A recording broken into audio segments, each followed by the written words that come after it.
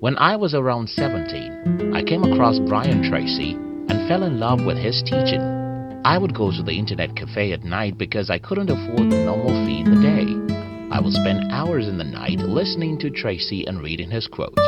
One particular sentence stuck with me from Tracy, and that is, if you want to achieve something different, you have to do something different. If you want to achieve what you've never achieved, you have to do what you've never done before. Growing up, I wrote the above sentence and pasted it in my room, and each day when I see those words, I knew I had to make sacrifices. It's very simple. If your life is not what you want it to be right now, you have to be willing to do something different. And don't let me sugarcoat anything here. You won't move from one easy well to another. Doing something different means getting out of your comfort zone, and this is never going to be easy.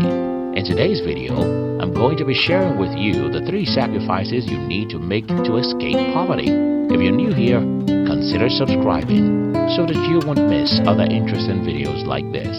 Take time to read. When most of my friends and relatives know what I have achieved in my life today, it's easy for them to envy me. Just 17 years ago, I was just one of the young people whose life was a disaster. I hated my life and wished I was never born, because I was born into poverty, sickness, and many other limitations.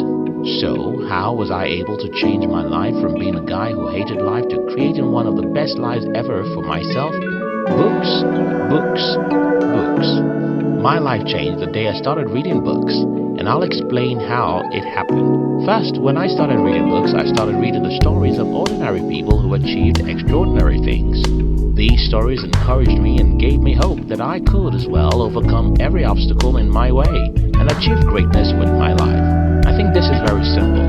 If you know that some people have some disadvantages you think you have, yet went on to achieve greatness, you suddenly start to believe in yourself. When you start to believe in yourself, you start to think big, and when you increase the size of your dreams, you automatically increase what is possible with your life. In my case, I started believing that I could become rich, even though I grew up in a poor village. I started believing that I could become a millionaire, and this belief led me to something very important. I started looking for how to achieve what I believe I could achieve by reading books written by the people who have made a lot of money before. I started learning the mindsets and actions of these people, and the more I modeled these people, the better my financial life. Yes, it took me 8 long years before my financial life had a drastic change. Without reading books, I would have never made it. One other thing you can do in addition to reading books is watching videos that tell stories about successful people. We've dedicated a whole channel for this purpose, and we call it Fame TV. You can join the Fame TV in the description box. Yes, books are boring, but so is every meaningful thing. Fruits are boring and vegetables are boring, but if you want to be healthy, you'll eat more of them. Soda drinks are fun.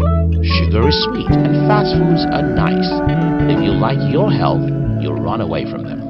The TV is fun and social media is interesting, but if you want to escape poverty, you'll spend more time with your books. Some time ago, I got to know that Bill Gates reads 1 book every week. I have also read about the fact that an average millionaire reads 1 book every week. If an average millionaire does something, it's probably a good thing to emulate. So I decided that I'm going to be reading 1 book every week. This isn't easy, and I'm not asking you to start reading a book per week. But you have to make sacrifices to read books if you want to escape poverty. Don't make excuses. I told you earlier that sugar is sweet, and you agree that hard drugs, fast foods, and most other harmful things are fun. Another very sweet thing is excuses, and that's why most people make it. Listen, you can come up with 100 reasons why you are where you are, if you want, and you can as well come up with a single reason why you need to be elsewhere. The difference is in the way you use the powerful machine God gave you. That machine is your brain. If you program your brain to look for the reasons why you are poor, your reticular activating system will be busy looking for reasons, and you'll start seeing how the economy, the government, and your parents make you poor. Your brain will quickly show you how your lack of education, your health challenge, your childhood, or even the country you were born are the reasons why you're poor. If, however, you program your brain to look for why you must be rich, You'll start seeing that even in a bad economy, some people are making hundreds of thousands of dollars in legitimate businesses. You'll start reading about people who went through similar difficulties like you and ended up successful. You'll start seeing that you have much power over your life than you think, and you'll start taking responsibilities. An excuse is the food of fools, and our world is filled with many of them because an excuse is sweet. It's about pointing a finger. It's easy. Everyone can do it. But if you want to escape poverty, you'll not do it. Don't make an excuse. Identify what you have to do to change your life and do it, no matter how difficult. Trade 100 failures for one success. I heard something very interesting from Matt Cuban a few days ago, and it made a lot of sense to me. Cuban said, and I quote, "It doesn't matter how many times you fail. Remember, you only have to succeed once." This statement makes a lot of sense to me because when I looked back at my 8 years of failure, I could see the meaning of this statement. You see, my first 8 years in the business world were terrible. Everything I attempted failed, and everyone thought I was stupid. I was broke, rejected, and frustrated. But a day came, and I had my first breakthrough. From there, I had my second breakthrough, and the third. Today, it seems as if everything I touch becomes successful. But that's the opposite of the kind of life I had only a few years ago. Here's the thing. It doesn't matter how many times you fail. Remember, you only have to succeed once. And that once will quench all the pains of the failed years. Why is it important you understand this? Well, most people see failure as a bad thing. That's why they give up. If you're in search of success, you should understand that the road that leads to success is called failure. And failure is not final, because a single success can make you forget the pains of 10 years failure. Make sacrifices to try things.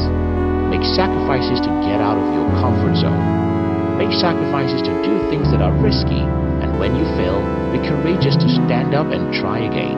Because it doesn't matter how many times you fail, all you need is a single success. The most important point in this video is sacrifice.